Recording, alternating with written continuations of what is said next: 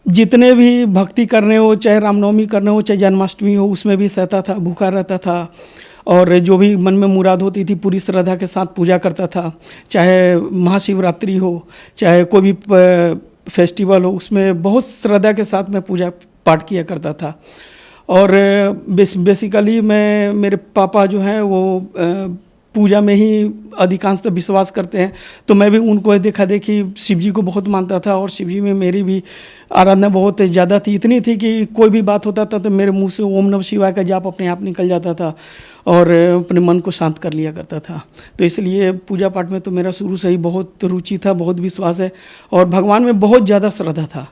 और भगवान के विषय में मेरे को जानने का इतना प्रबल इच्छा थी कि मैं उसको लेकर के वेद पुराण वगैरह सारा मैंने खरीदा। मेरे पास नाम दीक्षा लेने से पहले से ये मौजूद थे, इन पर विश्वास था। मैं एक मंदिर है यहाँ पर लुधियाना में ही, गुमार मंडी में रहा करता था, तो वहाँ पर कृष्ण मंदिर है, तो वहाँ पर सुबह में जाना, 5 बजे के समय में जाना और सारा पूजा ख़त्म होने के बाद करीब 8:30 बजे वहाँ से लौट के आता था।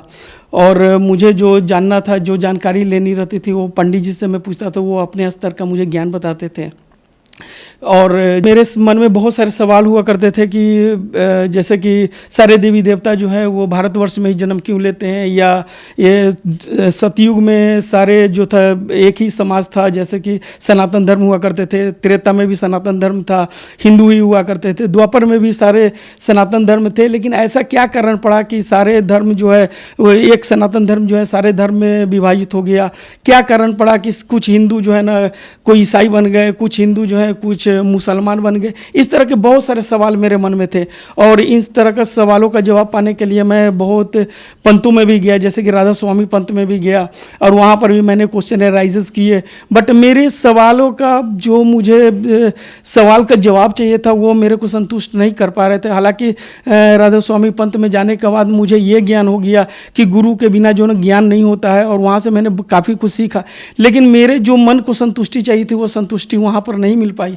मैं उनको छोड़ के फिर मुझे जो है ना किसी मेरे कुलीग ने बताया, मेरे दोस्तों ने बताया कि एक पंथ है ब्रह्म कुमारी, वहाँ पर से जो है ना वो बहुत सारा साधना जो है नया साधना सीखने को मिलता है, नया चीज़ सीखने को मिलता है और जो पूर्ण परमात्मा उनके विषय में जानकारी मिलती है।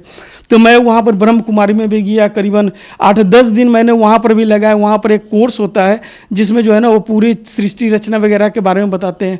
बट वहाँ जाने के बाद भी करीबन 3-4 दिन के बाद मुझे जब त्रेता युग और द्वापर युग के बारे में बताने लगे कि राम जी जो थे उनका जन्म नहीं हुआ, रावण एक कहावटी है, एक बनावटी किस्सा है, तो मुझे यकीन नहीं हुआ। मैंने उनसे जो हमें ज्ञान दे रही थी उनसे मैंने चर्चा खत्म होने के बाद उनसे मैंने ये सवाल भी किया कि अगर राम जी नहीं हुए थे, त्रेता युग का कहानी अगर झूठी है, रावण अगर नहीं था, तो बताइए कि ये जो सागर में अभी भी कुछ पत्थर है जो उसकी अवशेष जो है ना बहुत सारे मंदिरों में मिलते हैं, वो तैर रहे हैं, वो कैसे तैर रहे हैं, उस पर राम कहाँ से लिखा हुआ है, जरूर इसमें कोई रहस्य है। मैंने उनको लैपटॉप में जो है ना वो अपने डाउनलोड किया हुआ फोल्डर था उसको भी मैंने दिखाया, सारा दिखाया, तो उनका जवाब नहीं मिलने के बाद वहाँ से भी मैं निराश होकर अपने घर आ गया। फिर उसी तरह से अपना साधना चलता था। मेरे एक दोस्त हैं जो बहादुरपुर रोड पर एक फैक्ट्री है, वहीं पर उन्होंने बोला कि आपका सवालों का जवाब शायद कुमार स्वामी जी के यहाँ मिलेगा। उस समय जिस समय की बात है उस समय कुमार स्वामी जी का प्रोग्राम जो है दिल्ली में चल रहा था, बट मैंने जो है ना वो मन तो बना लिया जाने का, लेकिन उन्होंने कहा कि 2 महीने के बाद फरवरी में जो है ना वो लुधियाने में भी यहाँ पर वो सवाल के सामने एक फील्ड है, वहाँ पर होनी है, तो मैंने सोचा कि वहीं पर देखूंगा।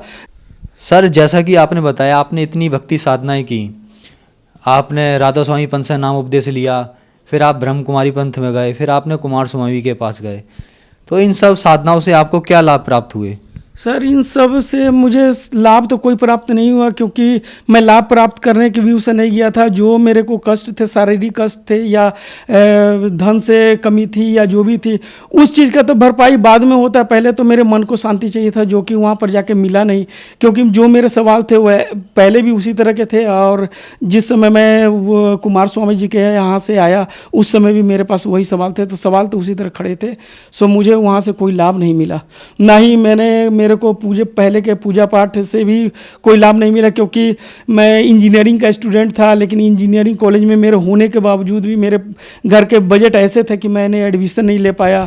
मैं बीमार था, काफ़ी बीमारियां थी, वो भी मेरा ठीक नहीं हो रहा था। 20 साल से एक एलर्जी की बीमारी थी। अगर मैं रात में अगर एक सिट्रीजिन का गोली ना खाऊं तो दूसरे दिन ठीक भी नहीं हो सकता। इस तरह के बहुत सारे प्रॉब्लम्स थी। मैं प्रॉब्लम्स गिनाने लगूँ तो बहुत समय लग सकता है सर। सो मेरे को कहीं फ़ायदा नहीं हुआ। फिर सर आप संत रामपाल जी महाराज की शरण में कैसे आए?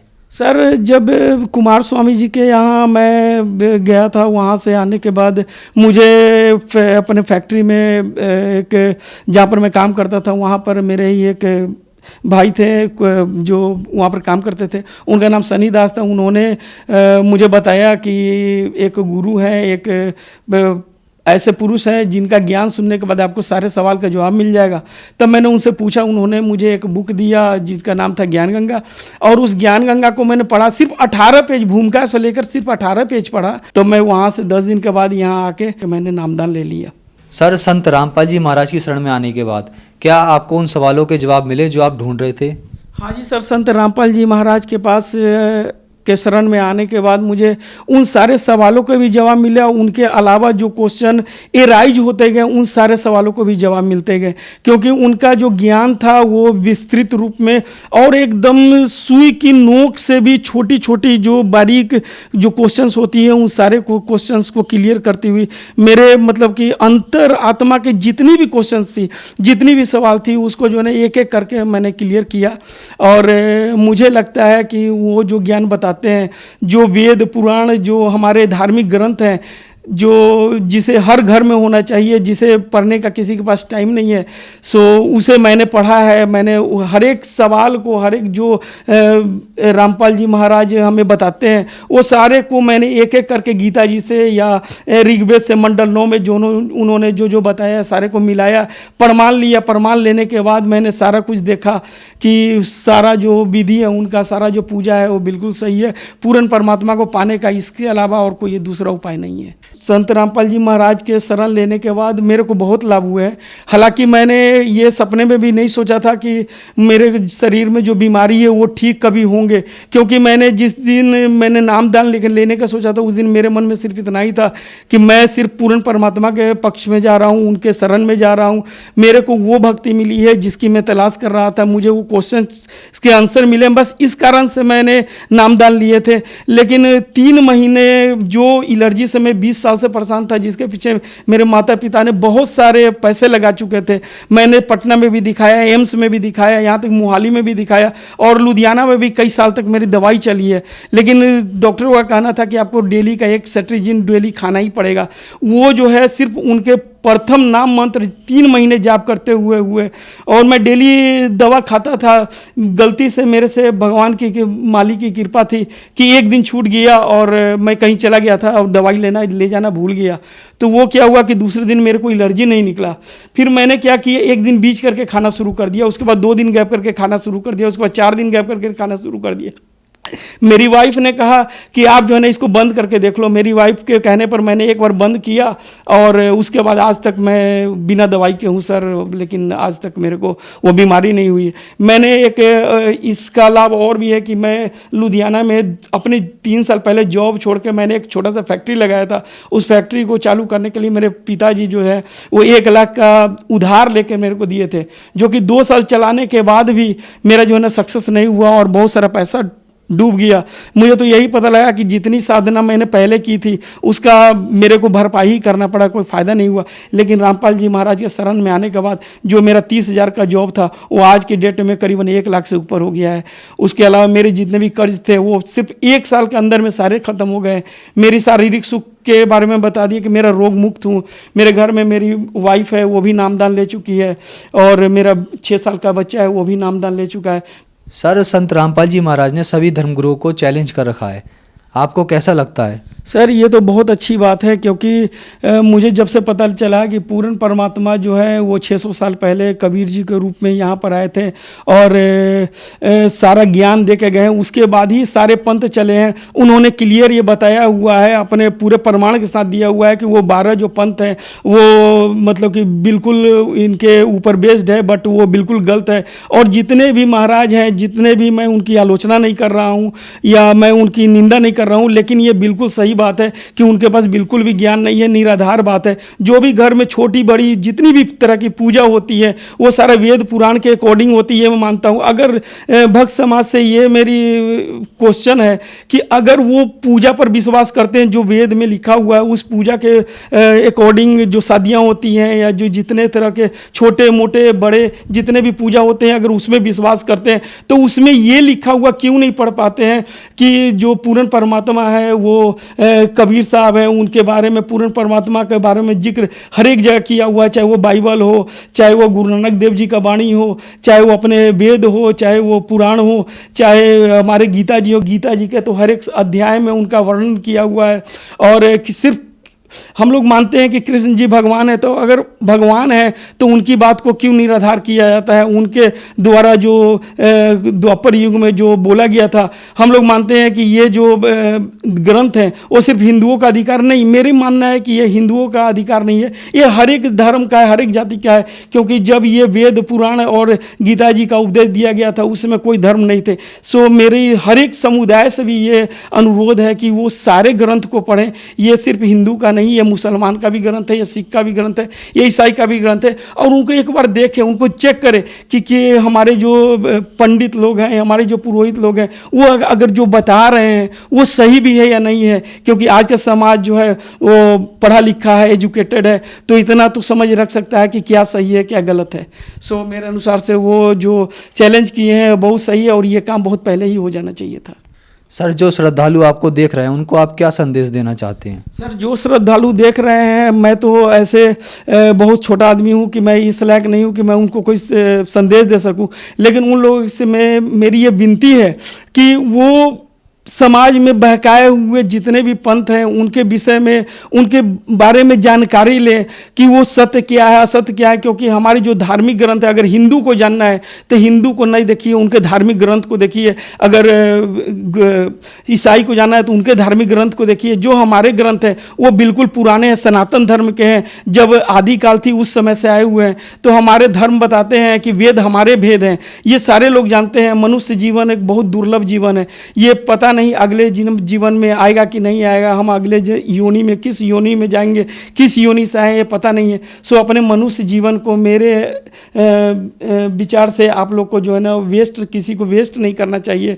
सो एक बार अगर मनुष्य जीवन मिला है, ये वो समय है, परमात्मा के रूप में गुरु जी इस धरती पर मौजूद है, हम लोग भी मानव शरीर में इस धरती पर मौजूद है, तो इस मानव शरीर को वेस्ट ना करें।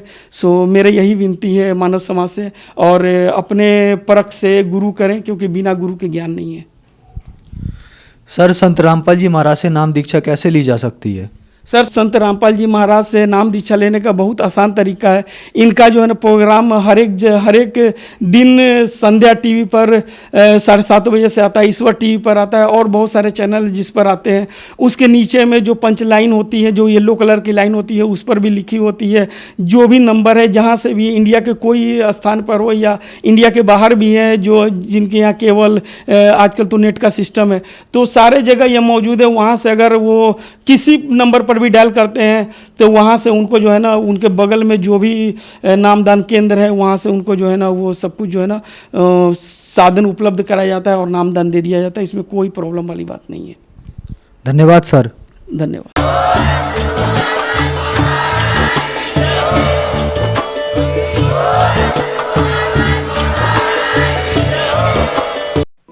आप सुन रहे थे जगत गुरु तत्वदर्शी संत रामपाल जी महाराज के मंगल प्रवचन। अधिक जानकारी के लिए संपर्क करें